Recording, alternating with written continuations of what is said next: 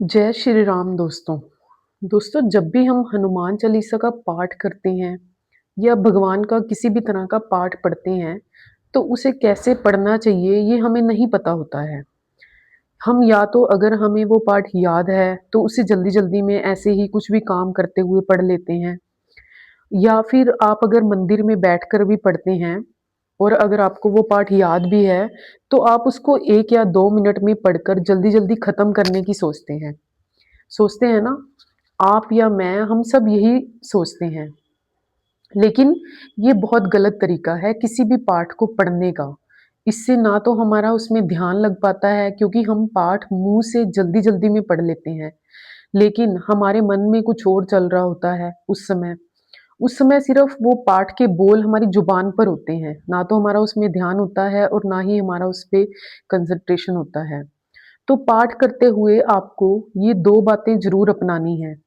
पहला तो ये, अगर आपको पाठ याद भी है, तो भी आप उसको बुक से या कहीं जहाँ पर लिखा हुआ है, वहाँ से पढ़ें।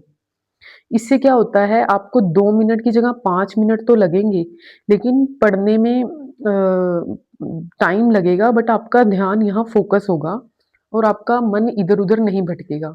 जैसे कि ये मेरे पास हनुमान चालीसा है, मैं आपको बताती हूँ। आप अगर इसको पढ़ेंगे, एक-एक अक्षर को ऐसे पढ़ेंगे, जय हनुमान ज्ञान गुण सागर, जय कपीस तिहु लोक उजागर। जब आप इसको पढ़ के बोलेंगे तो आपका थोड़ा यहाँ पे मन फ़ोकस होगा और आपका इधर-उधर की बातों से ध्यान भटकेगा नहीं। अगर आपको जो याद है उसको आप ऐसे ही जल्दी-जल्दी में बोलते हैं, तो वो सिर्फ़ आपकी ज़ुबान पर वर्ड्स होते हैं, लेकिन आपका माइंड कहीं और चल रहा होता है। बट अगर आप इसको बोल कर पढ़ेंगे, तो थोड़ा-सा आपका मन यहाँ पे फ़ोकस होगा और इधर-उधर नहीं भटकेगा।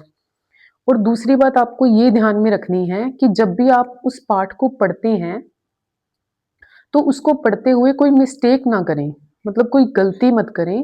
अगर हम जल्दी में पाठ खत्म करने की सोचते हैं, तो पढ़ते हुए मिस्टेक्स करते हैं। और आपको ज़रूरी नहीं है कि उसको सुर या लय में ही पढ़ना है, बट उसको एक-एक वर्ड करके कोई बिना कोई गलती किए पढ़ना है।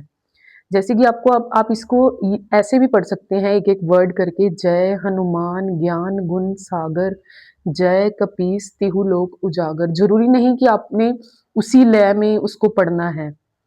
तो जब आप ऐसे पाठ करेंगे, तभी आपको उस पाठ का फल मिलेगा और आपकी साधना सफल होगी। लेकिन अगर आप उसको गलतियाँ करते हुए या जल्दी-जल्दी में बिना ध्यान लगाए ऐसे ही पढ़ते रहेंगे, तो ना तो उससे आपका मन शांत होगा, ना ही आपका मन केंद्रित होगा।